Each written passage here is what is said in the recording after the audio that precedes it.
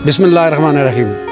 नाज़रीन, आज हम आपकी मुलाकात कराएंगे खुसूस मीडिया, इलेक्ट्रॉनिक मीडिया और प्रिंट मीडिया। इस हवाले से जो जर्नलिस्ट हैं, खुसूसन जो लेडीज़ हैं इस शोबे में जिन्होंने नाम कमाया है, उनमें से एक हैं रामीन महमूद। आज हम इनसे बात करेंगे। ये यंग जर्नलिस्ट हैं और एंकर पर्सन हैं। ये आई थी इस्लामाबाद प्रेस क्लब में, नेशनल प्रेस क्लब में। यहाँ हमारी इनसे मुलाकात हुई है और इनसे हम आज बात करेंगे। अस्सलाम वालेकुम। वालेकुम अस्सलाम, कैसे हैं आप? ठीक ठाक, बहुत शुक्रिया आप इधर आई हैं। ये बताएं कि ये जो जर्नलिस्ट का शोबा है, ये आपने कैसा पाया है, खुसूसन जर्नलिज़म का शोबा, और ये जो आजकल इलेक्ट्रॉनिक मीडिया का दौर है, इसमें आप एंकर पर्सन हैं, आप विज़िट करती हैं। खुसूसन डिस्कवर चैनल आपका बहुत अच्छा चैनल है और मेरा भी फेवरेट चैनल है। इस चैनल में आप हैं काफ़ी अर्से से और काफ़ी आपने इस पर स्टोरीज़ की हैं, काम किया है, तो कैसा आपने इस शोबे को पाया? इस शोबे को मैंने जब शुरू किया, अगर मैं बात करूं तो मैंने बहुत मुश्किल पाया।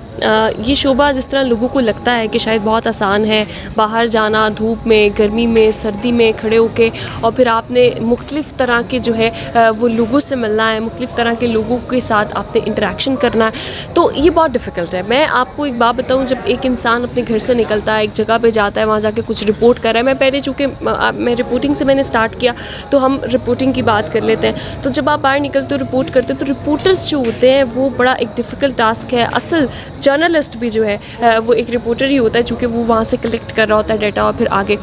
तो इस शोबे को मैंने बहुत डिफ़िकल्ट पाया, पर एट द सेम टाइम मैंने बहुत एक्सपोजर वाला पाया कि यहाँ पर जो एक्सपोजर है, आप हर तरह के बंदे से मिल रहे हैं, उसके साथ बैठ रहे हैं, उसकी स्टोरी जान रहे हैं, वो क्या करता था, कैसे यहाँ तक पहुँचा, सिस्टम कैसे काम कर रहा है, रियासत क्या चाहती है, सियासत में क्या चल रहा है। तो मेरे ख़्याल से ये जो एक फ़ील्ड है, ये इस लिहाज से बहुत ज़्यादा आपको एक तो सीखने को मिलता है, और मुश्किलात जो है वो तो हैं, वो फिर साथ साथ चलती रहती हैं। अच्छा, इसमें एक तो ये है कि आपकी मेहनत है, दूसरा ये है कि इसमें वक्त आपको देना पड़ता है। बहुत। इस बारे में आप क्या कहती हैं कि ये थोड़ा सा आप इसमें लेबर ज़्यादा हो जाती है, मेहनत ज़्यादा हो जाती है, तो स्कोप के वाइज आप क्या कहती हैं? आपने बात की स्कोप के हवाले से, और आपने बात की कि मतलब कि यहाँ पे जो है वो अपना वक्त के साथ अपना नाम बनाना बहुत मुश्किल है, इसमें कोई डाउट नहीं है। अगर हम अपने सीनियर जर्नलिस्ट को देखें तो उन्होंने बहुत, बल्कि सारी उम्र अपनी जो है वो लगा दी, और उसके बाद जो है अल्लाह ताला ने खैर उनको बहुत ज़्यादा ब्लेस भी किया, बहुत सारी डिफ़िकल्टीज़ भी आई। मुझे ऐसा लगता है कि कोई भी चीज़ ज़िंदगी में आपको अगर आसानी से मिल जाती है तो उसका at the end of the day आपको वो मज़ा नहीं आता। तो उसके लिए नो डाउट इसमें आपको बहुत पेशेंस चाहिए आपको। अच्छा, हमारी एक यंग जनरेशन में एक मसला है, मैं आपके जो है इस चैनल के उससे बता, हमें इंस्टेंट फेम चाहिए।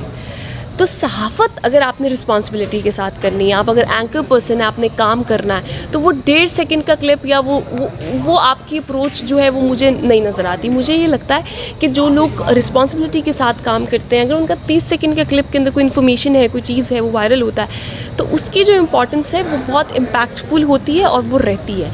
तो उस इम्पॉर्टेंस को मद्देनज़र रखते हुए, और उसको तो पेशेंस बहुत ज़रूरी है, लेकिन जो आप अपना काम कर रहे हैं, अगर आपको लगता है कि यार मेरा काम इम्पैक्ट डाल रहा है, चाहे वो 10 लोगों में डाल रहा है, आहिस्ता आहिस्ता 20 में डालेगा। वही ना, इस शोबे में ये है कि एक तो आपकी एजुकेशन काउंट करती है, प्लस आपकी जो है एम्बिशन काउंट करती है, आपके हार्ड वर्क काम करता है। लेकिन इसमें ये एक चीज़ है ना कि जिस तरह आपने अभी जिक्र किया, आप इस शोबे में आई हैं और बड़ा आपका काम है डिस्कवर चैनल पे, इसमें आपने जो रमज़ान ट्रांसमिशन की है, इस बारे में थोड़ा सा बताया, नाज़रीन को बताना चाहते हैं। बहुत शुक्रिया कि आपने वो रमज़ान ट्रांसमिशन देखी है, उसका आपने जिक्र किया। अच्छा, बेसिकली वो हमारा एक प्रोग्राम होता है, और रमज़ान एक बहुत, आपको पता है कि एक बड़ा अकीदत वाला महीना है। तो मेरी तो खैर पर्सनल जो एसोसिएशन है वो बहुत ज़्यादा है, मेरी ख्वाहिश थी कि मुझे रमज़ान का प्रोग्राम होस्ट करने का मौका मिले। I am very thankful to my management कि उन्होंने मुझे जो है वो रमज़ान में ये मौका दिया। अब उसमें मैंने 30 दिन, 29 दिन, 28 दिन, जितने भी दिन, 29 दिन स्पेसिफिकली या 30 दिन, मैंने हर रोज़ एक नए इदारे में इफ्तारी की। हर रोज़, नॉट इदारा, हमने सड़कों के किनारे पर लगने वाले दस्तरखान से लेके हर चीज़। तो उसमें एक चीज़ मैं वो करना चाहूँगी, जेल कोट लखपत हो या फिर जो है वो शेल्टर होम्स हो, तो जब आप उन लोगों में बैठते हैं, आप वहाँ जाके आपको बहुत सारी स्टोरीज़ मिलती हैं, बहुत इमोशनल स्टोरीज़ मिलती हैं। आपको एक क्रिमिनल का जो है वो माइंडसेट क्या है, और फिर रमज़ान में स्पेसिफ़िकली अगर मैं बात करूँ तो वो रमज़ान में किस तरह से लेकर चल रहे हैं। तो उस महीने की जो स्टोरीज़ हैं, और शेल्टर होम्स के अंदर कैसे एक बाप अपने अपने 5 बच्चों के लिए, 4 बच्चों के लिए, 3 बच्चों के लिए शेल्टर होम में रहता है, ताकि वो जो है वो अपने बच्चे का पीछे जाके पेट भर सके, जो थोड़े बहुत पैसे उसको मिलते हैं वही रोटी वो शेल्टर होम से खाता है।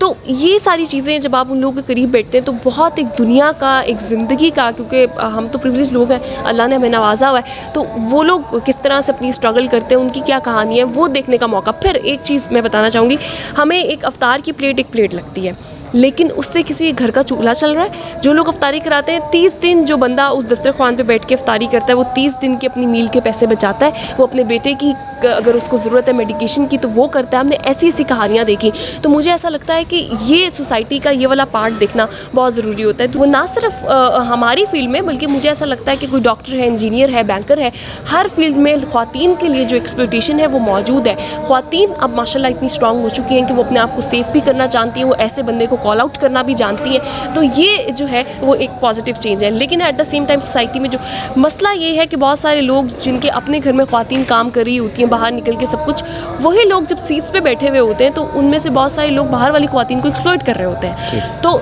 ये उन लोगों को जो है ना, मुझे ऐसा लगता है कि आप किसी की मजबूरी है किसी चीज़ से अगर you like get benefit from it, तो ये बड़ी एक गलत चीज़ है। अल्लाह का शुक्र है कि मुझे इस फील्ड के अंदर अल्हम्दुलिल्लाह हमेशा सपोर्टिव, अच्छे, और वो मैं एक लफ्ज़ यूज़ करूँगी, ख़ानदानी और अच्छे लोग हमें मिले।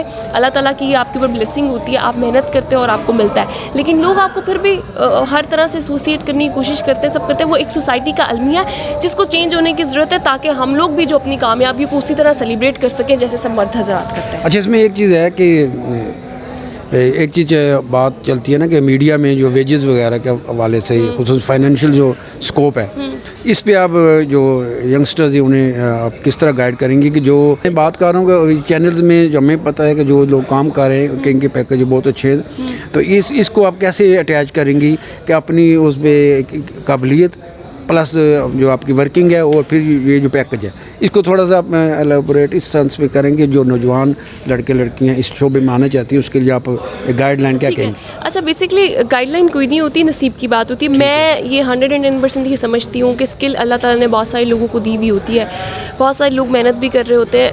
नसीब की बात होती है, किसके पास ज़्यादा होता है, किसके पास कम होता है। हम भी स्ट्रगल कर रहे हैं। मुझे ऐसा लगता है कि आपके पास स्किल्स होनी चाहिए, आपको बेतहाशा काम करना चाहिए। काम करते जाएं, नवाजने वाली उसकी ज़ात है, वो नवाज देती है। बहुत शुक्रिया, थैंक यू वेरी मच।